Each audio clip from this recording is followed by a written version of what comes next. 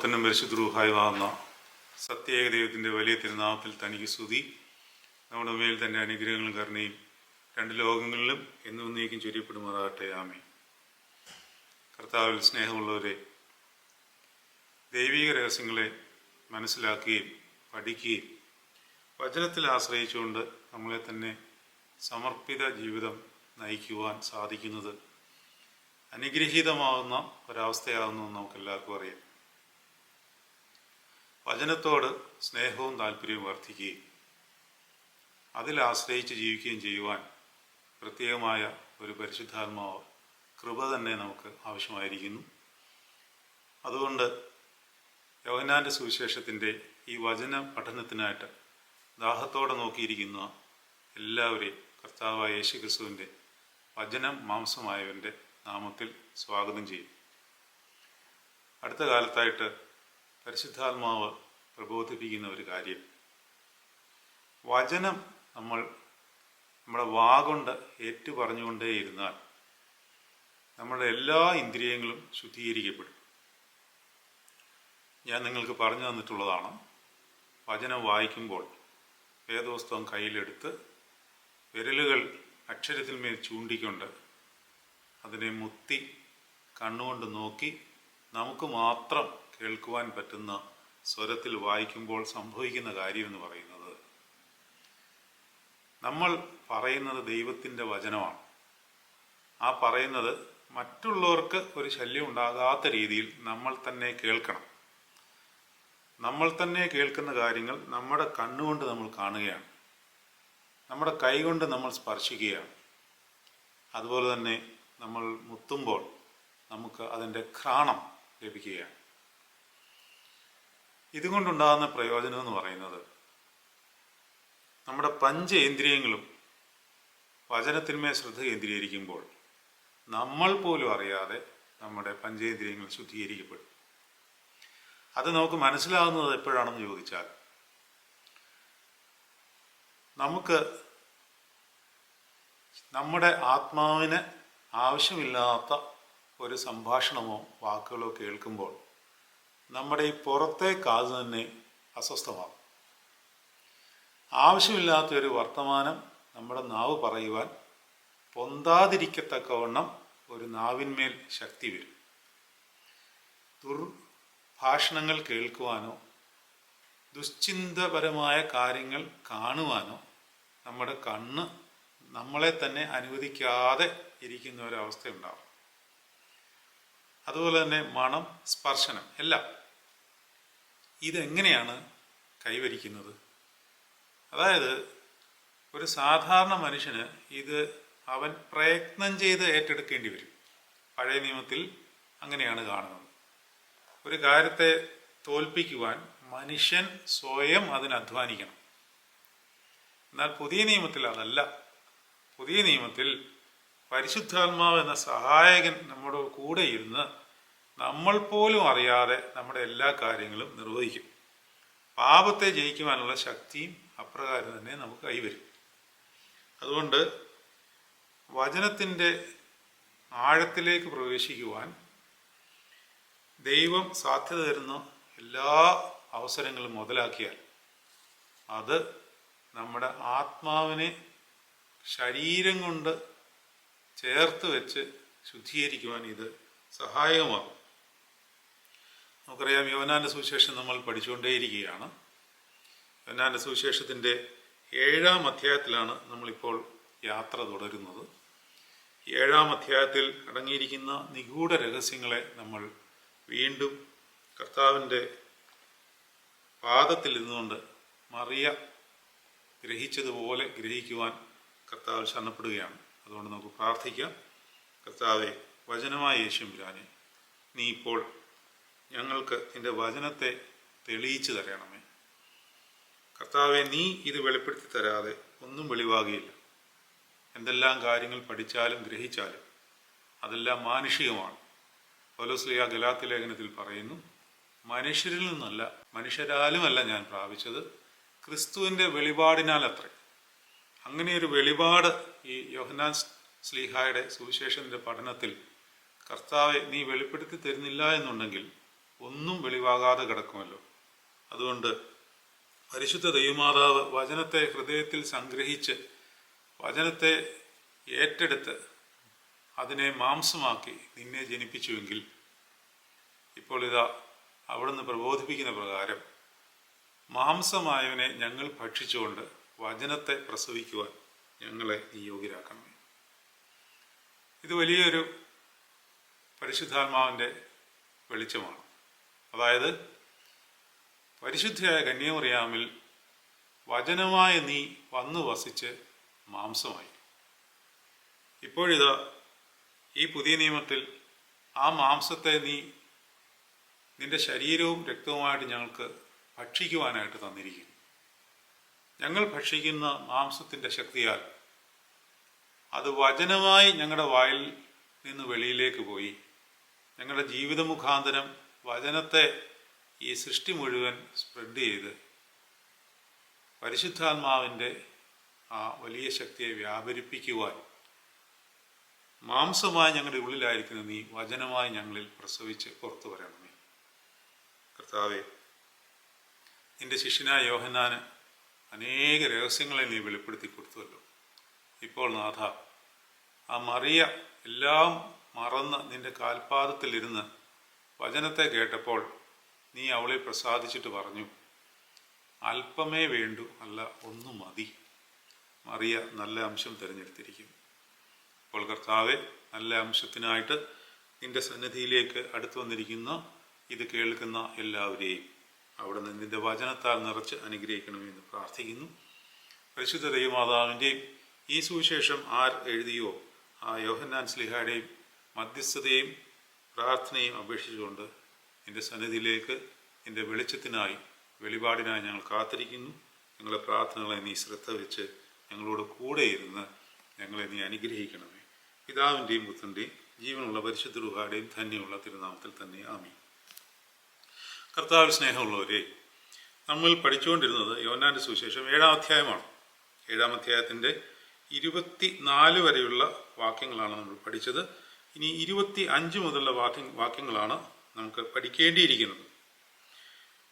നമുക്കറിയാം, കർത്താവ് മരണത്തിനായിട്ട് ഒരുങ്ങുന്നതിന് മുമ്പായുള്ള കാര്യങ്ങളാണ് യോഹന്നാൻ ശ്ലീഹ ശ്രദ്ധ വെച്ച് എഴുതിയിരിക്കുന്നത്. യോഹന്നാൻ ശ്ലീഹ ഇത് എഴുതുമ്പോൾ അദ്ദേഹത്തിന് നല്ല പ്രായമുണ്ട്. എല്ലാ സുവിശേഷങ്ങളും എഴുതിയതിന് ശേഷം താൻ തൻ്റെ ചെറുപ്പകാലത്ത് കർത്താവിനോട് കൂടെ ആയിരുന്ന സമയത്ത് അവൻ പറഞ്ഞ പല കാര്യങ്ങളും അന്ന് മനസ്സിലാകാതെ ഇരുന്നത് പെന്തിക്കോസ്തിക്ക് ശേഷം പരിശുദ്ധാത്മാവ് വെളിപ്പെടുത്തി കൊടുത്ത് അവന് ആ പത്മോസ് ദ്വീപിൽ വെച്ച് വലിയ വെളിപാടുകൾ കൊടുത്ത് നിന്റെ വചനത്തിൻ്റെ മർമ്മത്തെ അറിയിച്ചത് വളരെ അഗാധത്തിൽ ഞങ്ങൾക്ക് കൈമാറി തന്നിരിക്കുന്നു. പക്ഷേ അവിടെയും അതിൻ്റെ ഉള്ളിൽ മറിഞ്ഞിരിക്കുന്ന വചനത്തിൻ്റെ വിത്തുകളെ ഞങ്ങൾക്ക് ഗ്രഹിപ്പാൻ നീ ഞങ്ങളെ അനുഗ്രഹിക്കണം. നമുക്ക് നോക്കാം 25-ാം വാക്യം മുതൽ. ഈ 7-ാം അധ്യായത്തിൽ നമ്മൾ പഠിച്ചത് ഒരു വലിയൊരു കൂട്ടം കർത്താവിനെ വിവിധ രീതിയിൽ ആക്രമിക്കാൻ ശ്രമിക്കുകയാണ്.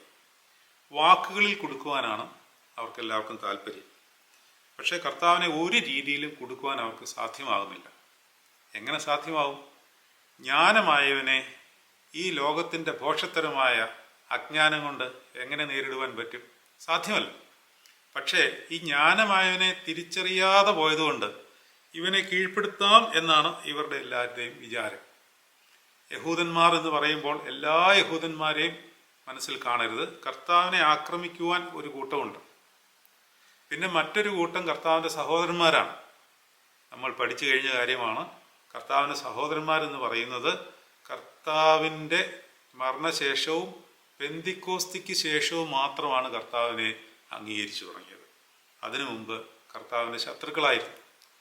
അവരെല്ലാവരും കർത്താവിനെ കൊല്ലുവാനാണ് ആഗ്രഹിച്ചിരുന്നത്.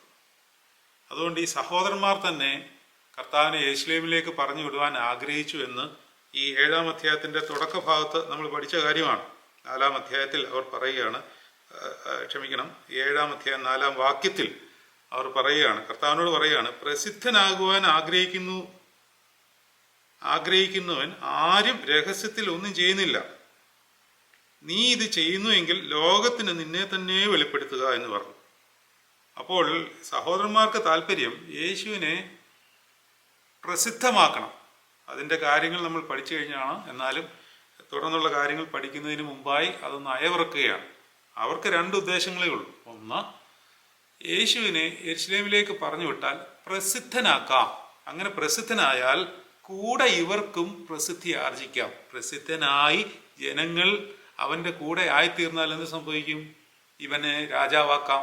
രാജാവാക്കിയാൽ സഹോദരന്മാർ എന്നുള്ള പേരിൽ ഇവർക്കെല്ലാവർക്കും മന്ത്രികളും അല്ലെങ്കിൽ മന്ത്രിമാരും അല്ലെങ്കിൽ കൂടെയുള്ള വലിയ വലിയ ആൾക്കാരുമായിട്ട് ഇരിക്കാം. അതുകൊണ്ട് യേശുവിനെ പ്രസിദ്ധിയാക്കുവാൻ വേണ്ടി യെരുശലേമിലേക്ക് പൊക്കോ എന്ന് അവർ പറയുകയാണ്. ഇനി മറ്റൊരു ഉദ്ദേശം കൂടെ. എങ്ങാനും പ്രസിദ്ധി ആയില്ലെങ്കിൽ, ഇവരുദ്ദേശിച്ച രീതിയിൽ യേശുവിന് പ്രസിദ്ധി കിട്ടിയില്ലെങ്കിൽ, ജനങ്ങളിൽ നിന്നുള്ള സ്വീകാര്യം കിട്ടിയില്ലെങ്കിൽ യഹൂദന്മാർ ഇവനെ കൊന്നോളും. അങ്ങനെയാണെങ്കിലും ഇവരുടെ ഉദ്ദേശം സഫലമാണ്. അപ്പോൾ ഒരു വെടിക്ക് രണ്ട് പക്ഷി എന്നുള്ള രീതിയിൽ ഇവരുടെ ദുശ്ചിന്തയായിരുന്നു അത്. യേശുവിനെ യെരുശലേമിലേക്ക് പറഞ്ഞു വിടുക. പ്രസിദ്ധി ആർജിക്കുവാൻ ആഗ്രഹിക്കുന്നുവെങ്കിൽ നീ അങ്ങോട്ട് പോകണം. നമ്മൾ പഠിച്ചു കഴിഞ്ഞ കാര്യമാണ്. ഇതേ കാര്യം ആരാണ് പറഞ്ഞത്? യേശുവിനോട് ആദ്യം ഈ കാര്യം പറഞ്ഞത് ഈ സഹോദരന്മാരല്ല, പിശാചാണ്. പിശാച് യേശുവിനെ പരീക്ഷിക്കുമ്പോൾ പ്രസിദ്ധി ആർജിക്കാൻ എന്ത് ചെയ്യണമെന്നുള്ള കാര്യം മത്തായിയുടെ സുവിശേഷം 4-ാം അധ്യായത്തിൽ അത് മത്തായി ശ്ലീഹ രേഖപ്പെടുത്തിയിട്ടുണ്ട്. എന്ന് പറഞ്ഞാൽ അതിൻ്റെ അർത്ഥം, ഈ ആവശ്യമില്ലാത്ത പ്രസിദ്ധി ആർജിക്കണം എന്ന് ഒരാൾ നിങ്ങളോട് ആവശ്യപ്പെട്ടാൽ അതിനകത്ത് പൈശാചികതയുണ്ട് എന്നുള്ള കാര്യം മനസ്സിലാക്കിക്കൊള്ളണം. പിശാച് നമ്മളെ പ്രസിദ്ധിയാക്കി മുകളിൽ കൊണ്ടുപോയി നിർത്തിയിട്ടേ താഴേക്ക് ചാടുവാൻ പറയത്തുള്ളൂ. കർത്താവിനെ എവിടെ കൊണ്ട് നിർത്തിയിട്ടാണ് പറഞ്ഞത് താഴോട്ട് ചാടാൻ? മലയുടെ മുകളിൽ കൊണ്ടുപോകും. നമ്മളൊരു കാര്യം മനസ്സിലാക്കണം. പിശാചിനെ അനുസരിച്ച് നടക്കുമ്പോൾ അവൻ ആദ്യം ഉയരത്തിലേക്ക് കൊണ്ടുപോകും. അപ്പോൾ നമ്മൾ വിചാരിക്കും പാപത്തോട് പാപം കൂട്ടിക്കഴിഞ്ഞാൽ, യെശയ്യാവിൻ്റെ പുസ്തകം 30-ാം അധ്യായത്തിൽ അങ്ങനെ ഒരു വചനം തന്നെയുണ്ട്. പാപത്തോട് പാപം കൂട്ടിക്കഴിയുമ്പോൾ ദൈവം ഒന്നും ചെയ്യുന്നില്ലല്ലോ, ഇത് കുഴപ്പമില്ല എന്നൊരു തോന്നലുണ്ടായിട്ട് നമ്മൾ മുകളിലേക്ക് കയറുന്നതായിട്ട് തോന്നും. പിശാചിൻ്റെ പരിപാടി കൃത്യമാണ്. അവൻ താഴെ തള്ളിയിടുന്നത് മുകളിൽ എത്തിയിട്ടേ ഉള്ളൂ. ആ വീഴ്ച അഗാധത്തിലേക്കുള്ള ഒരു പതിപ്പായിരിക്കും, അല്ലെങ്കിൽ ഭയങ്കര വീഴ്ചയായിരിക്കും. അതുകൊണ്ട് അങ്ങ് മുകളിൽ ചെല്ലുന്നതിന് മുമ്പേ ഡിസേൺമെന്റ്, പരിശുദ്ധാത്മാവ് തരുന്ന വലിയൊരു വരദാനമാണ് തിരിച്ചറിവെന്നുള്ള ബോധ്യം. അതുണ്ടായിട്ട് ദൈവത്തോട് നിലവിളിച്ച് അനുദപിച്ച് തിരിഞ്ഞു വരുവാനുള്ള ഒരു ബോധം നമ്മളെ ഭരിക്കേണ്ടിയിരിക്കുന്നു. ഈ നോമ്പിലൊക്കെ ആർജിക്കേണ്ടത് അതാണ്. തിരിച്ചു വരിക. ഇസ്രായേലേ, മടങ്ങി വരിക. നീ മടങ്ങി വന്നാൽ നിന്നെ എൻ്റെ മുമ്പാകെ നിൽക്കത്തക്കവണ്ണം ഞാൻ നിന്നെ വീണ്ടും കൈക്കൊള്ളും. നീ അധമമായതൊഴിച്ച് ഉത്തമമായത് പ്രസ്താവിച്ചാൽ നീ എൻ്റെ വായി പോലെയാകും എന്നാണ് വചനം. അതുകൊണ്ട് ഈ തിരിച്ചുവരവ് ഈ വളരെ അത്യന്താപേക്ഷിതമാണ്. അല്ലെങ്കിൽ ഇവൻ മേളിൽ കൊണ്ടുപോയിട്ട് താഴെയിടും. അതുകൊണ്ട് ഈ സഹോദരന്മാർ എന്ന് പറയുന്ന ഒരു ഗ്രൂപ്പ്, ശിഷ്യന്മാർ എന്ന് പറയുന്ന മറ്റൊരു ഗ്രൂപ്പ്, ആ ഗ്രൂപ്പിൽ ഒരുത്തൻ കർത്താവിനെതിരാണ്. മറ്റ് 11 പേരും കർത്താവിന് അനുകൂലമായിട്ട് നിൽക്കുന്നുവെങ്കിലും ഇപ്പോൾ കർത്താവ് പറയുന്ന പല രഹസ്യമായ കാര്യങ്ങളും ഇവർക്ക് ഗ്രഹിക്കുവാൻ പറ്റുന്നില്ല. അവർ ഗ്രഹിച്ചത് എപ്പോഴാണ്? പെന്തിക്കോസ്തിക്ക് ശേഷമാണ്. അതുകൊണ്ടാണ് യോഹന്നാൻ ശ്ലീഹ മറ്റുള്ള സുവിശേഷകരിൽ നിന്ന് വളരെ വ്യത്യസ്തമായിട്ട് ഈ ദൈവിക രഹസ്യങ്ങളിലേക്ക് ശ്രദ്ധിച്ചുകൊണ്ട് അദ്ദേഹം ഇത് എഴുതി വച്ചിരിക്കുന്നു. അതുകൊണ്ട് ആ ഒരു ബോധ്യത്തോടു കൂടി നമുക്ക് 25-ാം വാക്യത്തിലേക്ക് പ്രവേശിക്കാം. ഒരു വലിയ സമൂഹം ഇതിനെ കുറ്റപ്പെടുത്തി എങ്ങനെ കൊല്ലണം എന്ന് ആലോചിച്ചുകൊണ്ടിരിക്കുകയാണ്. അപ്പോൾ 25-ാം വാക്യം ഇപ്രകാരം പറയുന്നു: യെരുശലേമിൽ ചിലർ, അവർ കൊല്ലുവാൻ അന്വേഷിക്കുന്നവൻ ഇവനല്ലയോ? അവൻ ധൈര്യത്തോടെ സംസാരിക്കുന്നുവല്ലോ. അവർ അവനോടൊന്നും പറയുന്നുമില്ല. ഇവൻ ക്രിസ്തു ആകുന്നുവെന്ന് പ്രമാണികൾ യഥാർത്ഥമായി ഗ്രഹിച്ചുവോ? അപ്പോൾ നമ്മൾ മനസ്സിലാക്കണം, ഇപ്പോൾ കർത്താവ് യെരുശലേമിൽ പോയോ? പോയി. എപ്പോൾ പോയി? പെരുന്നാളിൻ്റെ പാതിയായപ്പോൾ അവൻ യെരുശലേമിലേക്ക് പോയി എന്ന് മുമ്പുള്ള പാരഗ്രാഫിൽ നമ്മൾ പഠിച്ചു കഴിഞ്ഞതാണ്. എന്താണ് പാതിയായപ്പോൾ പോയി എന്ന് പറഞ്ഞാൽ അർത്ഥം? ഏത് പെരുന്നാളാണ് ഇപ്പോൾ നടന്നുകൊണ്ടിരിക്കുന്നത്? കൂടാര പെരുന്നാളാണ്. കൂടാര പെരുന്നാളിൽ എന്തൊക്കെയാണ് അവിടുത്തെ ക്രമീകരണങ്ങൾ, അവിടുത്തെ ആചാര രീതികൾ, അവിടുത്തെ എല്ലാ സോഷ്യൽ ആക്ടിവിറ്റീസ് എല്ലാം നമ്മൾ വിശദമായി കഴിഞ്ഞ 2 ക്ലാസ്സുകളിലായിട്ട് പഠിച്ചതാണ്. അപ്പോൾ ആ ഒരു ബാക്ക്ഗ്രൗണ്ട് നിങ്ങളുടെ മനസ്സിലിരിക്കണം. കൂടാര പെരുന്നാളിനാണ് പോകുന്നത്. കൂടാര പെരുന്നാളിൽ അവിടെ ഒരുപാട് ആചാര അനുഷ്ഠാനങ്ങളുണ്ട്. നമ്മുടെ ഭാരതത്തിലെ ദീപാവലി പോലെയാണെന്ന് നമ്മൾ പഠിച്ചു കഴിഞ്ഞു അല്ലേ. എല്ലാ ദേശങ്ങളിലും ദീപാലങ്കാരങ്ങളാൽ ഈ പട്ടണത്തെ അലങ്കരിക്കും. എന്നിട്ട് വർണ്ണശോഭയുള്ളതായി തീരും. എവിടെ നോക്കിയാലും പ്രകാശം. അതിൻ്റെ മധ്യത്തിൽ നിന്നുകൊണ്ടാണ് ഒരു ചെറുപ്പക്കാരൻ വിളിച്ചു പറയുന്നത്, ഞാൻ ലോകത്തിൻ്റെ വെളിച്ചം ആകുന്നു. അപ്പോൾ കർത്താവ് ലോകത്തോട് പറഞ്ഞ എല്ലാ കാര്യങ്ങളുടെയും പിന്നിലൊരു ബാക്ക്ഗ്രൗണ്ട് ഉണ്ട്. ഈ കൂടാര പെരുന്നാളിൽ ഇത് മാത്രമല്ല, വേറെ പല കാര്യങ്ങളും ബാക്ക്ഗ്രൗണ്ടായിട്ട് നിർത്തിക്കൊണ്ട് കർത്താവ് പല കാര്യങ്ങളും പറയുന്നുണ്ട്. നമുക്ക് പിന്നീട് പഠിക്കും. ഇപ്പോൾ കർത്താവ് പെരുന്നാളിന്റെ പാതിയായപ്പോൾ പോയി എന്ന് പറഞ്ഞാൽ അതിൻ്റെ അർത്ഥം പെരുന്നാൾ 8 ദിവസമാണ്. വലിയ ദിവസം എന്ന് പറയുന്നത് അവസാനത്തെ ദിവസമാണ്. 8 ദിവസത്തിന്റെ പാതിയിൽ പോയി എന്ന് പറഞ്ഞാൽ 4 ദിവസം കഴിഞ്ഞപ്പോൾ യേശുവിൻ രഹസ്യമായിട്ട് പോയി. സഹോദരന്മാർ പറഞ്ഞു, നീ പരസ്യമായിട്ട് പോണം. സഹോദരന്മാർ പറഞ്ഞത് പൈശാചികമായ ആത്മാവിനാൽ ആണ് എന്നുള്ളത് കൊണ്ട് കർത്താവ് എന്ത് ചെയ്തു? രഹസ്യത്തിൽ പോയെങ്കിലേ പറ്റത്തുള്ളൂ. കാരണം കർത്താവ് യഹൂദനാണ്, കൂടാര പെരുന്നാളിൽ പങ്കെടുക്കണം. പക്ഷേ പിശാച് പറയുന്നത് അനുസരിക്കത്തുമില്ല. നമ്മൾ പഠിച്ചൊരു കാര്യമാണ്, വീണ്ടും ഓർമ്മിപ്പിച്ച് പറയുകയാണ്. പിശാച് പറഞ്ഞ ഒരു കാര്യം പോലും കർത്താവ് അനുസരിച്ചിട്ടില്ല. ശ്രദ്ധിച്ചിട്ടുണ്ടോ? ഒരൊറ്റ കാര്യം പോലും കർത്താവ് അനുസരിച്ചിട്ടില്ല. എന്നാൽ കർത്താവ് പറഞ്ഞ എല്ലാ കാര്യങ്ങളും പിശാചിന് അനുസരിക്കേണ്ടി വന്നു. ശാസിക്കുകയും കർത്താവിനോട് ഇറങ്ങിപ്പോകാൻ പറയുകയും, അവന് ഇറങ്ങിപ്പോകാൻ പറയുമ്പോൾ നീ അത്യുന്നതനായ ദൈവത്തിന്റെ പുത്രനാകുന്നു എന്ന് വരെ പിശാചിനെ കൊണ്ട് വിശ്വാസം വരെ ഏറ്റു പറയിപ്പിച്ചവനാണ് കർത്താവ്. എന്നാൽ പിശാച് പറഞ്ഞ ഒരു വാക്ക് പോലും കർത്താവ് കേട്ടിട്ടില്ല. ഈ സഹോദരന്മാരുടെ ഉള്ളിൽ നിന്നുകൊണ്ട് പിശാചാണ് ഇവരെ കൊണ്ട് പറയിക്കുന്നതെന്ന് കർത്താവിന് അറിയാമായിരുന്നതുകൊണ്ട് അവർ പറഞ്ഞത് കർത്താവ് കേട്ടില്ല. കർത്താവ് എന്നിട്ട് രഹസ്യത്തിലാണ് പോയത്, പരസ്യത്തിലല്ല. അങ്ങനെ കർത്താവ് യെരൂശലേമിലെത്തി. ഇനി 25-ാമത്തെ വാക്യം ഒന്നുകൂടെ വായിക്കാം. യെരൂശലേമിൽ ചിലർ, അവിടെ ഉണ്ടായിരുന്ന ചില ആൾക്കാർ എന്ത് ചെയ്തു? അവർ കൊല്ലുവാൻ അന്വേഷിക്കുന്നവൻ ഇവനല്ലയോ? അവൻ ധൈര്യത്തോടെ സംസാരിക്കുന്നുവല്ലോ. അവർ അവനോടൊന്നും പറയുന്നില്ല. ഇവൻ ക്രിസ്തുവാകുന്നുവെന്ന് പ്രമാണികൾ യഥാർത്ഥമായി ഗ്രഹിച്ചുവോ? എന്തുകൊണ്ടാണ് ആൾക്കാർ ഇങ്ങനെ പറഞ്ഞത്? കൂടാരപ്പെരുന്നാൾ നടക്കുമ്പോൾ, അല്ലെങ്കിൽ ഏത് പെരുന്നാൾ നടന്നാലും യഹൂദന്മാരുടെ ഇടയിൽ ഒരു രീതി ഉണ്ടായിരുന്നത്, അവിടുത്തെ റാബിമാരും പരീശന്മാരും ശാസ്ത്രിമാരും ഒക്കെ ഓരോ ഗ്രൂപ്പായിട്ട് അവിടെ ഇവിടെയൊക്കെ ഇരുന്ന് തിരുവെഴുത്തുകളുടെ പഠനം നടത്തും. അപ്പോൾ അവരുടെ ചുറ്റും കുറച്ച് ആൾക്കാർ കൂടും. യേശു അങ്ങനെയാണ്. യേശുവിൻ്റെ അടുത്തും കുറച്ച് പേര് കൂടുന്നുണ്ടായിരുന്നു. അപ്പോൾ യേശുവിൻ്റെ അടുത്ത് കൂടിയിരിക്കുന്ന ഈ ജനസമൂഹത്തെ നോക്കി മറ്റ് ജനസമൂഹം പറയുകയാണ്, ഇവനല്ലയോ ഈ യഹൂദന്മാർ കൊല്ലുവാൻ ആഗ്രഹിക്കുന്നവൻ? പക്ഷെ ഇവൻ ധൈര്യത്തോടെ സംസാരിക്കുന്നുണ്ടല്ലോ, ആരും ഇവനെ പിടിക്കുന്നില്ലല്ലോ. ഈ കൊല്ലുവാൻ താല്പര്യത്തോടെ ഇരിക്കുന്ന ജനം ഒന്നും പറയുന്നുമില്ല. ഇവനിനി ക്രിസ്തുവാണെന്ന് അവർ യഥാർത്ഥമായിട്ട് ഗ്രഹിച്ചുവോ? ഇതാരാണ് പറയുന്നത്? പൊതുജനമാണ്. അങ്ങോട്ടുമില്ല ഇങ്ങോട്ടുമില്ല എന്ന് പറയുന്ന ആൾക്കാരാണ്. യേശുവിനെ പിടിച്ചാലും കൊള്ളാം, പിടിച്ചില്ലേലും കുഴപ്പമില്ല എന്ന് പറയുന്ന ഒരു ഗ്രൂപ്പ് ഉണ്ടല്ലോ, അവർ പറയാണ്. ശരിക്കും ഇനിയും പിടിക്കാനിരിക്കുന്നവർ, അവർക്ക് മനസ്സിലായി കഴിഞ്ഞോ ഇവൻ തന്നെയാണ് ക്രിസ്തു എന്ന് മനസ്സിലായി കഴിഞ്ഞോ എന്ന് ചോദിക്കുകയാണ്.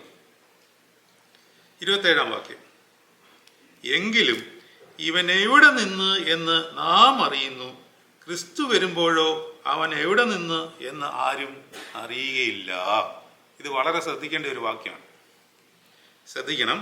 എങ്കിലും ഇവൻ എവിടെ നിന്ന് എന്ന് നാം അറിയുന്നു. ആരറിയുന്നു എന്നാ പറയുന്നത്? ഈ ജനം പറയുകയാണ്, ഇവൻ എവിടെ നിന്നാണ് വന്നതെന്ന് നമുക്കറിയാം, പക്ഷെ ക്രിസ്തു വരുന്നത് എവിടെ നിന്നാണെന്ന് അറിയില്ല. അതുകൊണ്ട് ഇവൻ ക്രിസ്തു ആയിരിക്കാൻ സാധ്യതയില്ല. ഈ വചനം മുഴുവൻ കോംപ്ലിക്കേറ്റഡ് ആണ്. എന്തുകൊണ്ടെന്നാൽ നിങ്ങൾ 42-ാമത്തെ വാക്യം വായിച്ചാൽ, ഈ അധ്യായത്തിൽ തന്നെ 42 വാക്യം വായിച്ചാൽ, ദാവീദിന്റെ സന്തതിയിൽ നിന്നും ദാവീദ് പാർത്ത ഗ്രാമമായ ബേത്ലഹേമിൽ നിന്നും ക്രിസ്തു വരുന്നു എന്ന് തിരുവെഴുത്ത് പറയുന്നില്ലയോ എന്നും പറഞ്ഞു. അപ്പൊ ഇവർക്ക് അറിയാം ക്രിസ്തു എവിടുന്നാണ് വരുന്നത് എന്ന്. പക്ഷെ ഈ ജനം എന്താ പറയുന്നത്? ഞാൻ പറയുന്നത് മനസ്സിലാവുന്നുണ്ടോ? അതായത് 42 വാക്യത്തിൽ ദാവീദിന്റെ സന്തതിയിൽ നിന്നും ദാവീദ് പാർത്ത ഗ്രാമമായ ബേത്ലഹേമിൽ നിന്നും ക്രിസ്തു വരുന്നു എന്ന് തിരുവെഴുത്തുകൾ പറയുന്നില്ലയോ? അപ്പൊ ക്രിസ്തു എവിടുന്നാ വരുന്നതെന്ന് കൃത്യമായി തിരുവെഴുത്തുകളിൽ പറയുന്നുണ്ട്. പക്ഷെ ഇവരിവിടെ എന്താ പറയുന്നത്? ക്രിസ്തു എവിടെ നിന്ന് വരുന്നു എന്ന് അറിയുന്നില്ല. അതായത് ഒരു മാനുഷികമായ രീതിയിൽ ഇവൻ ക്രിസ്തു അല്ല എന്ന് സ്ഥാപിക്കുവാനുള്ള ഒരു വ്യഗ്രതയാണ് ജനത്തിന്. ശരിക്കും തിരുവെഴുത്തുകൾ പറയുന്നുണ്ട് ക്രിസ്തു എവിടുന്നാണ് വരുന്നത്. അവൻ ദാവീദിന്റെ സന്തതിയിൽ നിന്നാണ്, യഹൂദ്യയിലെ ബേത്ലഹേമിൽ നിന്ന് ക്രിസ്തു ജനിക്കും എന്നുള്ള കാര്യങ്ങളെല്ലാം ഇവർക്ക് കൃത്യമായി അറിയാം. എന്നിട്ടും ഇവർ പറയുകയാണ് ഇവൻ എവിടെ നിന്ന് എന്ന് നാം അറിയുന്നു. ആ അറിയുന്നു എന്ന് പറയുന്നത് ഏതറിയുന്നെന്നാണ്? അതായത് ഇവൻ ഒരു തച്ചന്റെ മകനാണ്, ഒരു മറിയം എന്നുള്ള ഒരു സ്ത്രീ പ്രസവിച്ച ഒരുത്തനാണ് എന്നുള്ള കാര്യം അവർക്കറിയാം. ക്രിസ്തു എവിടെ നിന്ന് വരുന്നതെന്ന് അറിയുന്നില്ല. പക്ഷെ ഇപ്പുറത്ത് തിരുവെഴുത്തുകളിൽ വളരെ കൃത്യമായിട്ട് പറയുന്നുണ്ട്, ദാവീദിന്റെ സന്തതിയിൽ നിന്ന്, യെരുശലേമിൽ നിന്നും ദാവീദ് പാർത്ത ഗ്രാമമായ ബേത്ലഹേമിൽ നിന്ന് ക്രിസ്തു വരുന്നു എന്ന് തിരുവെഴുത്തുകൾ പറയുന്നു എന്നുള്ള കാര്യം അവർക്കറിയാം. പക്ഷെ ഇവരിവിടെ പറയുകയാണ് ക്രിസ്തു എവിടെ നിന്ന് വരുന്നു എന്ന് നിങ്ങൾ അറിയുന്നില്ല. പക്ഷെ ഇവൻ എവിടെ നിന്ന് വരുന്നു എന്ന് അറിയാം. കാര്യം ഇവൻ ആ തച്ചന്റെ മകനല്ലയോ, അല്ലെങ്കിൽ ആ പിന്നെ ഒരു പെണ്ണുണ്ടല്ലോ, പാവം പിടിച്ച ഒരു പെണ്ണ്, അവളുടെ പുത്രനല്ലയോ, ഇവൻ എങ്ങനെ ക്രിസ്തു ആകും എന്ന് പറയത്തക്കവണ്ണമുള്ള ബോധതലം മാത്രമേ ഈ ജനത്തിനുള്ളൂ. അപ്പോൾ ഇത് മനസ്സിലാക്കിക്കൊണ്ട് യേശു ദേവാലയത്തിൽ ഉപദേശിക്കുമ്പോൾ യേശുമ്പുരാൻ പറയുകയാണ്, നിങ്ങൾ എന്നെ അറിയുന്നു. അവർക്കറിയാം ക്രിസ്തു എവിടെ നിന്ന് വരുന്നു എന്നുള്ള കാര്യം ഈ ജനത്തിന് അറിയാം. ഞാൻ എവിടെ നിന്നും അറിയുന്നു. ഞാൻ സ്വയമായിട്ട് വന്നവനല്ല, എന്നെ അയച്ചവൻ സത്യവാനാകുന്നു, അവനെ നിങ്ങൾ അറിയുന്നില്ല. ഞാൻ അവൻ്റെ അടുക്കൽ നിന്ന് വന്നതുകൊണ്ട് അവൻ എന്നെ അയച്ചതുകൊണ്ടും ഞാൻ അവനെ അറിയുന്നു. അപ്പോൾ ഇവിടെ ശ്രദ്ധിക്കണം, വളരെ വളരെ ശ്രദ്ധിക്കണം. അറിവ് അറിയുക എന്ന് പറഞ്ഞാൽ എന്താണ്? നിങ്ങൾ കൃത്യമായി മനസ്സിലാക്കിക്കോണം. അറിയുക എന്ന് പറഞ്ഞാൽ വേദോത്സവത്തിൽ ഈ വാക്കിന് വളരെയധികം പ്രാധാന്യമുണ്ട്. ജോസഫ് മറിയയെ അറിഞ്ഞില്ല എന്ന് പറഞ്ഞാൽ അർത്ഥം എന്താ? അറിയുക എന്ന് പറഞ്ഞാൽ ശരീരവും മനസ്സും ആത്മാവും ക്രിസ്തുവിൽ, ദൈവത്തിൽ അലിഞ്ഞു ചേരുമ്പോൾ നമ്മളിലേക്ക് വരുന്ന ക്രിസ്തുവിൻ്റെ ജ്ഞാനത്തിനെയാണ് യഥാർത്ഥത്തിൽ ആത്മീക അറിവ് എന്ന് പറയും. ഇതെല്ലാവർക്കും കിട്ടത്തില്ല. ലോകപരമായ അറിവിൽ കൂടി ഇവർ പറഞ്ഞതാണ് ക്രിസ്തുവിനെ ഞങ്ങൾക്കറിയാമെന്നും അറിയത്തില്ലെന്നും എന്നൊക്കെ. എന്നാൽ കർത്താവ് പറയാണ്, ഞാൻ എവിടെ നിന്നാണെന്ന് എനിക്കറിയാം. നിങ്ങൾ എന്നെ അറിയുന്നുണ്ടെന്ന കാര്യം എനിക്കറിയാം. പക്ഷെ നിങ്ങൾ അറിയുന്ന രീതി യഥാർത്ഥമായ അറിവല്ല എന്നുള്ള കാര്യവും യേശുവിനറിയാം. അപ്പോൾ ഈ ഭാഗത്ത് രണ്ട് ജ്ഞാനത്തെ പറ്റി പഠിക്കണം. അറിവ്, ജ്ഞാനം. ഇവരുടെ ജ്ഞാനം എന്ന് പറയുന്നത് ജഡീക ജ്ഞാനമാണ്. ജഡീക ജ്ഞാനം അങ്ങനെ ഒരു വചനം തന്നെയാണ്. നമുക്കെടുക്കാം കോരിന്ത്യർക്ക് എഴുതിയ ലേഖനം 2 കോരിന്ത്യർ 1-ാം അധ്യായം 12-ാം വാക്യത്തിൽ അങ്ങനെ ഒരു വാക്ക് തന്നെയുണ്ട്. ആ വാക്യപ്രകാരമാണ്, ഞങ്ങൾ ലോകത്തിൽ വിശേഷാൽ നിങ്ങളോട് ജഡജ്ഞാനത്തിലല്ല ദൈവകൃപയിലത്രേ ദൈവം നൽകുന്ന വിശുദ്ധിയിലും നിർമ്മലതയിലും പെരുമാറിയിരിക്കുന്നു എന്ന് ഞങ്ങളുടെ മനസാക്ഷിയുടെ സാക്ഷ്യം തന്നെ ഞങ്ങളുടെ പ്രശംസ. ഞാൻ ഈ വാക്കിന് വേണ്ടിയാണ് ഈ വചനം എടുത്തത്. ജഡജ്ഞാനം. ജഡജ്ഞാനമുണ്ട്, ആത്മജ്ഞാനമുണ്ട്. ജഡജ്ഞാനത്തിലുള്ള ആർക്കും യേശുവിൻ്റെ ദൈവികതയെ ഉൾക്കൊള്ളുവാൻ സാധ്യമേ അല്ല. ആത്മാവിൻ്റെ ജ്ഞാനം എന്ന് പറയുന്നത് കർത്താവിൻ്റെ കാൽവറി യാഗത്തിൻ്റെ യോഗ്യതയാൽ പിതാവാം ദൈവം നമുക്ക് തരുന്ന വൻ കൃപയാണ്. അതിനെയാണ് ആത്മജ്ഞാനം എന്ന് പറയുന്നത്. നമുക്ക് എടുക്കാം 1 കൊരിന്ത്യർ 2-ാം അധ്യായം 6-ാം വാക്യം. എന്നാൽ തികഞ്ഞവരുടെ ഇടയിൽ ഞങ്ങൾ ജ്ഞാനം സംസാരിക്കുന്നു, ഈ ലോകത്തിൻ്റെ ജ്ഞാനമല്ല, നശിച്ചു പോകുന്നതായ ഈ ലോകത്തിൻ്റെ പ്രഭുക്കന്മാരുടെ ജ്ഞാനമല്ല. ദൈവം ലോകസൃഷ്ടിക്ക് മുമ്പേ നമ്മുടെ തേജസ്സിനായി മുൻനിയമിച്ചതും മറഞ്ഞിരുന്നതുമായ ദൈവത്തിൻ്റെ ജ്ഞാനമത്രേ മർമ്മമായി ഞങ്ങൾ പ്രസ്താവിക്കുന്നു. ആ ജ്ഞാനം ആരാണ്? ആ ജ്ഞാനം ക്രിസ്തു തന്നെയാണ്. യേശുവാണ് പിതാവാം ദൈവത്തിൻ്റെ ജ്ഞാനം. അതിൻ്റെ ലക്ഷണമാണ് യാക്കോബ് ശ്ലീഹ പറയുന്നത്, ഉയരത്തിൽ നിന്ന് വരുന്ന ജ്ഞാനമോ. അതായത് പിതാവാം ദൈവം ആകർഷിക്കുമ്പോൾ നമ്മുടെ ഉള്ളിൽ നിറഞ്ഞു വരുന്ന ജ്ഞാനത്തിൻ്റെ ലക്ഷണം യാക്കോബ് ശ്ലീഹ എഴുതിയ ലേഖനത്തിൽ പ്രതിപാദിക്കുന്നുണ്ട്. യാക്കോബ് ശ്ലീഹ എഴുതിയ ലേഖനം 3-ാം അധ്യായം 13 മുതൽ താഴോട്ടുള്ള ഭാഗങ്ങൾ വായിച്ചാൽ, നിങ്ങളിൽ ജ്ഞാനിയും വിവേകിയുമായവൻ ആരാകുന്നു? അവൻ ജ്ഞാനലക്ഷണമായ സൗമ്യതയോടെ നല്ല നടപ്പിൽ തൻ്റെ പ്രവൃത്തികളെ കാണിക്കട്ടെ. അപ്പോൾ ജ്ഞാനത്തിൻ്റെ ആദ്യത്തെ ലക്ഷണം എന്താണ്? സൗമ്യതയാണ്.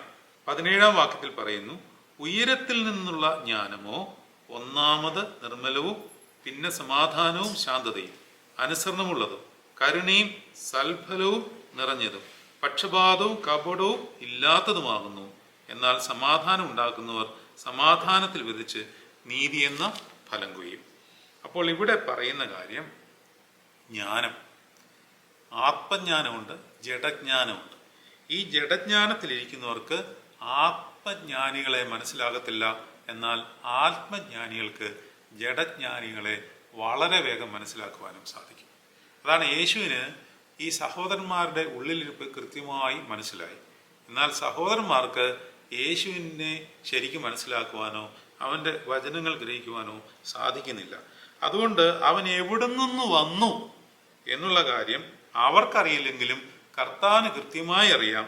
അതുകൊണ്ട് 29-ാമത്തെ വാക്യപ്രകാരം പറയുന്നു, ഞാൻ അവൻ്റെ അടുക്കൽ നിന്ന് വന്നതുകൊണ്ടും അവൻ എന്നെ അയച്ചതുകൊണ്ടും ഞാൻ അവനെ അറിയുന്നു. ഇപ്പം പിതാവ് അയച്ചിട്ടുണ്ടെങ്കിൽ, പിതാവിൻ്റെ സ്നേഹം നമ്മളിലേക്ക് വ്യാപരിച്ചിട്ടുണ്ടെങ്കിൽ, ക്രിസ്തുവിൻ്റെ കാൽവറി യോഗ്യതയാൽ പിതാവിനാൽ നമ്മൾ ആകർഷിക്കപ്പെട്ടിട്ടുണ്ടെങ്കിൽ, പരിശുദ്ധാത്മാവ് കൃത്യമായി ആ ബോധ്യം നമ്മളിൽ എപ്പോഴും തന്നുകൊണ്ടിരിക്കും.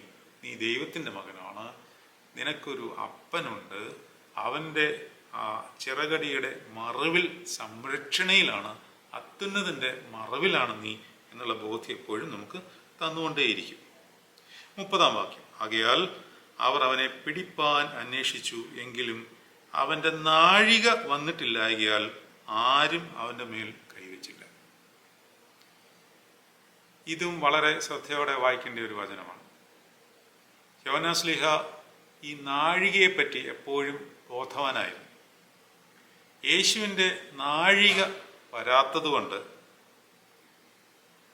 പല കാര്യങ്ങളും അടയാളങ്ങളായിട്ടാണ് യോഹന്നാൻ ശ്ലീഹ സാക്ഷീകരിച്ചിരിക്കുന്നത്. കാനായിലെ കല്യാണത്തിനും യേശു തമ്പുരാൻ പറയുന്നു, എൻ്റെ നാഴിക വന്നിട്ടില്ല. ഈ നാഴിക എന്ന് പറയുന്നത് കർത്താവിൻ്റെ ക്രൂശ് മരണമാണ്. ആ നാഴിക വന്നിട്ടില്ലായതുകൊണ്ട് ആ നാഴികയുടെ അടയാളങ്ങളായിട്ട് യോഹന്നാൻ ശ്ലീഹ പല സംഭവങ്ങളും രേഖപ്പെടുത്തി പഠിപ്പിച്ചുകൊണ്ടേയിരിക്കുകയാണ്.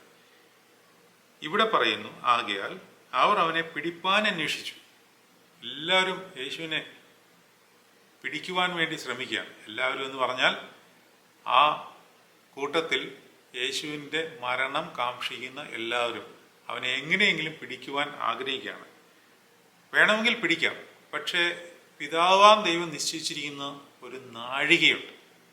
അതുവരെയും പിതാവിൻ്റെ ഇംഗിതത്തിന് കീഴ്പ്പെട്ടുകൊണ്ട് തൻ്റെ പ്രവൃത്തി തമ്പുരാൻ പൂർത്തീകരിക്കുകയാണ്. 1 പത്രോസ് 5-ാം അധ്യായം 6-ാം വാക്യത്തിൽ ഇപ്രകാരം ഒരു വചനമുണ്ട്, അതുകൊണ്ട് അവൻ തക്ക സമയത്ത് നിങ്ങളെ ഉയർത്തുവാൻ ദൈവത്തിൻ്റെ ബലമുള്ള കൈക്കീഴെ താണിരിപ്പിൻ. അപ്പോൾ നാഴിക വരുവോളം ദൈവസന്നിധിയിൽ താണിരിക്കേണ്ട ആവശ്യകതയുണ്ട്. കർത്താവ് പിതാവാം ദൈവത്തിൻ്റെ ഇഷ്ടത്തിനനുസരിച്ച് താഴ്ന്നിരുന്നുകൊണ്ട് നാഴികയ്ക്ക് വേണ്ടി കാത്തിരുന്നു. അതുകൊണ്ട് അവനെ ആക്രമിക്കുവാനും നശിപ്പിക്കുവാനും കൊല്ലുവാനും ആഗ്രഹിച്ചിരുന്നവർ അവരുടെ സമയത്ത് അതൊന്നും നടപ്പിൽ വന്നില്ല. മറിച്ച് കർത്താവ് തന്നെ താൻ പദ്ധതിയിട്ട പ്രകാരം തൻ്റെ കഷ്ടാനുഭവത്തിൻ്റെ എല്ലാ ക്രമീകരണങ്ങളും താൻ തന്നെ നിവർത്തിച്ച് അതനുഷ്ഠിച്ച് പൂർത്തീകരിക്കുകയായിരുന്നു. അതുകൊണ്ട് അവൻ്റെ നാഴിക വന്നിട്ടില്ലായകയാൽ ആരും അവനെ കൈവയ്ക്കുവാൻ സാധിച്ചില്ല. പുരുഷാരത്തിൽ പലരും ക്രിസ്തു വരുമ്പോൾ ഇവൻ ചെയ്തതിൽ അധികം അടയാളം ചെയ്യുമോ എന്ന് പറഞ്ഞ് അവനിൽ വിശ്വസിച്ചു. അതാണ്, ഒരു കൂട്ടം കർത്താവിനെതിരായിട്ട് നിൽക്കുമ്പോൾ മറ്റൊരു കൂട്ടം വിശ്വസിക്കുന്നുണ്ട്. ഇതിൽ കൂടുതൽ എന്ത് അടയാളങ്ങൾ കാണിക്കാനാണ്? പക്ഷെ ഈ വിശ്വസിച്ചവരും അടയാളങ്ങളും അത്ഭുതങ്ങളും കണ്ടാണ് വിശ്വസിച്ചിരിക്കുന്നത്. ജഡജ്ഞാനത്തിലുള്ള ക്രിസ്തുവിലുള്ള ഒരു വിശ്വാസമുണ്ട്. അതുകൊണ്ട് ആത്മജ്ഞാനം കിട്ടില്ല. അതായത് ജഡീകമായ പല ജ്ഞാനങ്ങളും നമ്മൾ സമ്പാദിച്ചിട്ടുണ്ട്. ഈ വലിയൊരു ഗ്രൂപ്പ് ആൾക്കാർ, അവർക്ക് ഒരുപാട് ജ്ഞാനങ്ങളുണ്ട്. പരീശന്മാർക്കും ശാസ്ത്രിമാർക്കും യഹൂദന്മാരിൽ പലർക്കും ക്രിസ്തുവിനെ പറ്റി പല ബോധ്യങ്ങളും ജ്ഞാനങ്ങളും ഉണ്ട്. പക്ഷേ സത്യമായി സത്യവാനായവൻ ക്രിസ്തുവായി മുമ്പിൽ നിൽക്കുമ്പോൾ ഇവരുടെ ജഡജ്ഞാനം ക്രിസ്തുവിനെ തിരിച്ചറിയുവാൻ സാധിക്കാതെ വണ്ണം മൂഢമായി പോയി. ഈ ലോകത്തിൻ്റെ ജ്ഞാനം ദൈവസന്നിധിയിൽ ഭോഷത്വമാണ് എന്ന് പറയുന്നതിൻ്റെ കാര്യം അതാണ്. അതുകൊണ്ട് ക്രിസ്തുവിനെ തിരിച്ചറിയുവാൻ സാധിക്കില്ല. ആത്മജ്ഞാനത്തിൽ, ഉയരത്തിൽ നിന്നുള്ള ജ്ഞാനത്തിന് മാത്രമേ അവനെ തിരിച്ചറിയുവാൻ സാധിക്കത്തുള്ളൂ. ജഡജ്ഞാനം കൊണ്ട് വിശ്വസിച്ചവർ പലരും പിൻവാങ്ങിപ്പോയതായിട്ട് നമ്മൾ പഠിക്കുകയും ചെയ്തിട്ടുണ്ട്. ജഡജ്ഞാനം വെച്ച് യേശുവിൽ പലരും വിശ്വസിച്ചു. നമ്മളും കർത്താവിനെ ഒരു ലോകപരമായ ജ്ഞാനത്തിൻ്റെ അടിസ്ഥാനത്തിലാണ് സ്വീകരിക്കുന്നത് എങ്കിൽ, ലൗകികമായ താല്പര്യങ്ങളുടെ ഒരു സപ്ലയറായിട്ട് യേശുവിനെ കാണുവാൻ ആഗ്രഹിക്കുന്നുവെങ്കിൽ, അല്ലെങ്കിൽ അതിന് മാത്രമേ യേശുവിനെ നമ്മൾ സ്വീകരിക്കുന്നുള്ളൂ എങ്കിൽ, നമ്മളുടെ ഈ ലോകത്തിലെ ജീവിതം കൊണ്ട് കർത്താവിൻ്റെ സ്ഥാനം കഴിയുകയാണ്. ആത്മജ്ഞാനമുള്ളവനെ നിത്യജീവനിൽ യേശു നമുക്ക് എന്തെല്ലാം കാര്യങ്ങൾ ഒരുക്കി വച്ചിരിക്കുന്നുവെന്ന് ഇപ്പോഴേ ആത്മബോധ മണ്ഡലങ്ങളിൽ അറിഞ്ഞുകൊണ്ട് അവനെ ആരാധിക്കുവാൻ പറ്റുകയുള്ളൂ. ഇവിടെ പുരുഷാരത്തിൽ പലരും ക്രിസ്തു വരുമ്പോൾ ഇവൻ ചെയ്തതിൽ അധികം അടയാളം ചെയ്യുമോ എന്ന് പറഞ്ഞ് അവനിൽ വിശ്വസിച്ചു. പുരുഷാരം അവനെക്കുറിച്ച് ഇങ്ങനെ കുശുകുശുക്കുന്നു എന്ന് പരീശന്മാർ കേട്ടാറെ അവനെ പിടിക്കേണ്ടതിന് മഹാപുരോഹിതന്മാരും പരീശന്മാരും ചേവകരെ അയച്ചു. പിടിക്കുവാൻ നോക്കുകയാണ്. നാഴിക വന്നിട്ടില്ല. അതുകൊണ്ട് യേശുപുരാൻ പിടിക്കപ്പെടുന്നില്ല. യേശുവോ, ഞാൻ ഇനി കുറേ നേരം നിങ്ങളോടുകൂടെ ഇരിക്കുന്നു, പിന്നെ എന്നെ അയച്ചവൻ്റെ അടുക്കിലേക്ക് പോകുന്നു. കർത്താവിനറിയാം കർത്താവ് എപ്പോഴാണ് പിതാവിൻ്റെ സന്നിധിയിലേക്ക് പോകുന്നു എന്നുള്ളത്. ഇനി കുറച്ചു കാലം കൂടെ നിങ്ങളോട് കാണും. പക്ഷേ ഞാൻ പോകുകയാണ്. എങ്ങോട്ട്? പിതാവിൻ്റെ സന്നിധിയിലേക്ക്. 34-ാം വാക്യം വീണ്ടും ശ്രദ്ധിക്കണം. നിങ്ങൾ എന്നെ അന്വേഷിക്കും, കണ്ടെത്തുകയില്ലാതാനും ഞാൻ ഇരിക്കുന്നിടത്തേക്ക് നിങ്ങൾക്ക് വരുവാൻ കഴിയുകയില്ല. മത്തായിയുടെ സുവിശേഷം 7-ാം അധ്യായം 7-ാം വാക്യത്തിൽ യാചിപ്പീൻ നിങ്ങൾക്ക് കിട്ടും, അന്വേഷിപ്പീൻ നിങ്ങൾ കണ്ടെത്തും എന്ന് പറഞ്ഞ കർത്താവ് പറയുകയാണ്, നിങ്ങൾ എന്നെ അന്വേഷിക്കും, കണ്ടെത്തുകയില്ലാതാനും. ഈ കർത്താവ് തന്നെയാണ് പറഞ്ഞത്, യാചിപ്പീൻ നിങ്ങൾക്ക് ലഭിക്കും, അന്വേഷിപ്പീൻ നിങ്ങൾ കണ്ടെത്തും. ഇതെന്താണ് ഇങ്ങനെ പറയുന്നത്? രണ്ട് ഭാഗത്തും ആത്മ അഭിഷേകത്തിൽ ചിന്തിക്കുകയാണെങ്കിൽ, അന്വേഷിക്കുന്നത് കർത്താവിനെയാണെങ്കിൽ അത് കിട്ടിയിരിക്കണം. എന്താണ് അന്വേഷിക്കേണ്ടത്? പരിശുദ്ധാത്മാവിനെ അന്വേഷിക്കണം. ഇവിടെ എന്താണ് കർത്താവ് പറയുന്നത്? നിങ്ങൾ എന്നെ അന്വേഷിക്കും, കണ്ടെത്തുകയില്ല. അതായത് ജഡജ്ഞാനത്തിൽ കർത്താവിനെ അന്വേഷിച്ചാൽ കണ്ടെത്തുകയില്ല. ഈ ലോകത്തിൻ്റെ താല്പര്യങ്ങൾക്കായിട്ട് യേശുവിനെ അന്വേഷിക്കുന്നവർക്ക് യേശുവിൻ്റെ യഥാർത്ഥ ദൈവിക ഭാവത്തെ ഉൾക്കൊണ്ട് ആനന്ദത്തിൽ ജീവിക്കുവാൻ സാധ്യമല്ല. അന്വേഷിപ്പീൻ നിങ്ങൾ കണ്ടെത്തും. എന്തന്വേഷിക്കണം? മകൻ അപ്പനോട് അപ്പൻ ചോദിച്ചാൽ കല്ല് കൊടുക്കുമോ? മീൻ ചോദിച്ചാൽ തേളിനെ കൊടുക്കുമോ, മുട്ട ചോദിച്ചാൽ പാമ്പിനെ കൊടുക്കുമോ? അങ്ങനെ ദോഷികളായ നിങ്ങൾ നിങ്ങളുടെ മക്കൾക്ക് നല്ല ദാനങ്ങളെ കൊടുക്കുവാൻ ആഗ്രഹിക്കുന്നുവെങ്കിൽ സ്വർഗസ്വനായ പിതാവ് തന്നോട് അപേക്ഷിക്കുന്നവർക്ക് പരിശുദ്ധാത്മാവിനെ എത്രയധികമായി കൊടുക്കും. പക്ഷേ അത് ഈ ലോകത്തിൻ്റെ താല്പര്യങ്ങൾക്കായിട്ടാണ് യേശുവിനെ അന്വേഷിക്കുന്നതെങ്കിൽ നിങ്ങൾ അവനെ കണ്ടെത്തുകയില്ല. കണ്ടെത്തും, അതൊന്നും ഒരു കണ്ടെത്തലല്ല. യേശുവിനെ കണ്ടെത്തുക എന്ന് പറഞ്ഞാൽ തൃത്വ ആവാസം ശക്തമായി ഉള്ളിൽ വസിച്ച് നമ്മൾ ആ ആനന്ദത്തിൽ ആകുക എന്നാണ് അർത്ഥം. അപ്പോൾ കർത്താവ് തന്നെ അന്വേഷിച്ചു വന്ന, വിശ്വസിച്ചു വന്ന പലരുടെയും ഉള്ളിൽ എന്താണെന്ന് തിരിച്ചറിഞ്ഞുകൊണ്ട് അവരോട് പറയുകയാണ്, നിങ്ങൾ എന്നെ അന്വേഷിക്കും, കണ്ടെത്തുകയില്ല. യോഹന്നാന്റെ സുവിശേഷത്തിൽ തന്നെ 1-ാം അധ്യായത്തിൽ 2-ാം അധ്യായത്തിൽ 23-ാം വാക്യം തൊട്ട് താഴോട്ട് വായിക്കുമ്പോൾ, പെസഹ പെരുന്നാളിൽ യെരുശലേമിൽ ഇരിക്കുമ്പോൾ അവൻ ചെയ്ത അടയാളങ്ങൾ കണ്ടിട്ട് പലരും അവന്റെ നാമത്തിൽ വിശ്വസിച്ചു. പലരും വിശ്വസിച്ചു. യേശുവോ എല്ലാവരെയും അറിയുക കൊണ്ട് തന്നെത്താൻ അവരുടെ പക്കൽ വിശ്വസിച്ചേൽപ്പിച്ചില്ല. മനുഷ്യനിലുള്ളത് എന്ത് എന്ന് സ്വതവേ അറിഞ്ഞിരിക്കിയാൽ തനിക്ക് മനുഷ്യനെ കുറിച്ച് യാതൊരുത്തിൻ്റെയും സാക്ഷ്യം ആവശ്യമായിരുന്നില്ല. ഈ വിശ്വസിച്ചു വന്നവരെല്ലാം അടയാളങ്ങളും അത്ഭുതങ്ങളും കണ്ട് അന്വേഷിച്ചു വന്നവരാകിയാൽ ആത്മജ്ഞാനം ആഗ്രഹിക്കാത്തവർ ആകൊണ്ട് അവരുടെ ഉള്ളിലിരിപ്പ് കർത്താവിന് കൃത്യമായി അറിയാമായിരുന്നു. അതുകൊണ്ട് കർത്താവ് അവരോട് പറയുകയാണ്, നിങ്ങൾ എന്നെ ഇങ്ങനെ അന്വേഷിച്ചാൽ കണ്ടെത്തുകയില്ല. അതുകൊണ്ടാണ് ഈ 6-ാം അധ്യായത്തിൽ 66-ാം വാക്യത്തിൽ അന്നു മുതൽ അവൻ്റെ ശിഷ്യന്മാരിൽ പലരും പിൻവാങ്ങിപ്പോയി എന്ന് പറയുന്നു.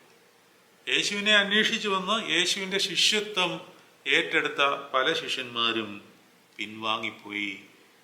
പിന്നെ അവനോടുകൂടി സഞ്ചരിച്ചിട്ടേയില്ലെന്നാണ് പറയുന്നത്. പിന്നെ അവനോടുകൂടി സഞ്ചരിച്ചിട്ടേയില്ല. അപ്പോൾ അത്രയ്ക്കും ഒരു തീഷ്ണമായ അല്ലെങ്കിൽ ഒരു ഗൗരവമേറിയ സാധ്യതയുണ്ട്. യേശുവിനെ അന്വേഷിക്കേണ്ടത് ആത്മജ്ഞാനത്തിന് വേണ്ടിയാണ്. എന്ന് പറഞ്ഞാൽ ദൈവത്തെ തന്നെ ഒരു പൂർണ്ണ സ്നേഹത്തിലുള്ള അന്വേഷിക്കുന്നവന് മാത്രമേ കർത്താവിനെ കണ്ടെത്തുവാൻ സാധിക്കുകയുള്ളൂ. 35-ാം വാക്യം പറയുകയാണ്, അത് കേട്ടിട്ട് യഹൂദന്മാർ നാം കണ്ടെത്താതെ വണ്ണം ഇവൻ എവിടേക്ക് പോകുവാൻ ഭാവിക്കുന്നു. കണ്ടോ, അതായത് ഇവർക്കെല്ലാം ഈ ജഡീകമായ ചിന്തയിലെ കാര്യങ്ങൾക്ക് ഗ്രഹിക്കുവാൻ സാധിക്കുന്നുള്ളൂ. ആത്മാവിൽ ഒരാൾ കാര്യങ്ങൾ അവതരിപ്പിക്കുമ്പോൾ അല്ലെങ്കിൽ പറഞ്ഞു പഠിപ്പിക്കുവാൻ ശ്രമിക്കുമ്പോൾ അത് ജഡീകമായ രീതിയിലെ അതിനെ ഉൾക്കൊള്ളുവാൻ സാധിക്കുന്നുള്ളൂ എങ്കിൽ അതിൻ്റെ അർത്ഥം അവനിൽ ആത്മജ്ഞാനമില്ല, ജഡീക ജ്ഞാനം മാത്രമേ ഉള്ളൂ എന്നാണ്. അപ്പോൾ ഇവിടെ യഹൂദന്മാർ നാം കണ്ടെത്താതെ വണ്ണം ഇവൻ എവിടേക്ക് പോകുവാൻ ഭാവിക്കുന്നു. യവനന്മാരുടെ ഇടയിൽ ചിതറിപ്പാർക്കുന്നവരുടെ അടുക്കൽ പോയി യവനന്മാരെ ഉപദേശിക്കുവാൻ ഭാവമോ? കർത്താവ് ഉദ്ദേശം എന്താ? തൻ്റെ പിതാവിൻ്റെ അടുക്കിലേക്ക് അവൻ പോകും. അതായത് പിന്നെ അന്വേഷിച്ചാൽ കാണത്തില്ലെന്ന്. ഇവരുടെ വിചാരം കർത്താവ് ഒളിച്ചു പോകാൻ പോവുകയാണ്, അല്ലെങ്കിൽ വേറെ രാജ്യത്ത് പോകുവാൻ പോവുകയാണ്. ഗ്രീക്കുകാരുടെ ഇടയിലൊക്കെ ചെന്ന് യഹൂദന്മാർക്ക് ലഭിക്കാത്ത അല്ലെങ്കിൽ അവർ ഉൾക്കൊള്ളാത്ത സുവിശേഷം ഗ്രീക്കുകാരോട് പറയുവാൻ പോവുകയാണ് എന്നുള്ള രീതിയിൽ ഇവർ തന്നെ അഭിപ്രായം പറയുവാൻ തുടങ്ങി. 36-ാം വാക്യം, നിങ്ങൾ എന്നെ അന്വേഷിക്കും, എന്നെ കണ്ടെത്തുകയില്ലാതാനും ഞാൻ ഇരിക്കുന്നിടത്തേക്ക് നിങ്ങൾ വരുവാൻ കഴിയുകയുമില്ല എന്ന് ഈ പറഞ്ഞ വാക്ക് എന്ത് എന്ന് തമ്മിൽ പറഞ്ഞു.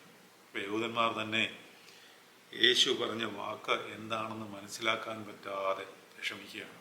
കാരണം ഉള്ളിൽ ജ്ഞാനമില്ല. ഇവർക്ക് ലോകത്തിൻ്റെ വലിയ വലിയ അറിവുകളുണ്ട്, ലോകത്തിൻ്റെ അനേക ഡിഗ്രികളുണ്ട്, അനേക ഡോക്ടറേറ്റ്സുകളുണ്ട്, പോസ്റ്റ് ഡോക്ടറേറ്റ് ഡിഗ്രികളുണ്ട്. പക്ഷേ യേശുവിനെ അറിയുന്നില്ല.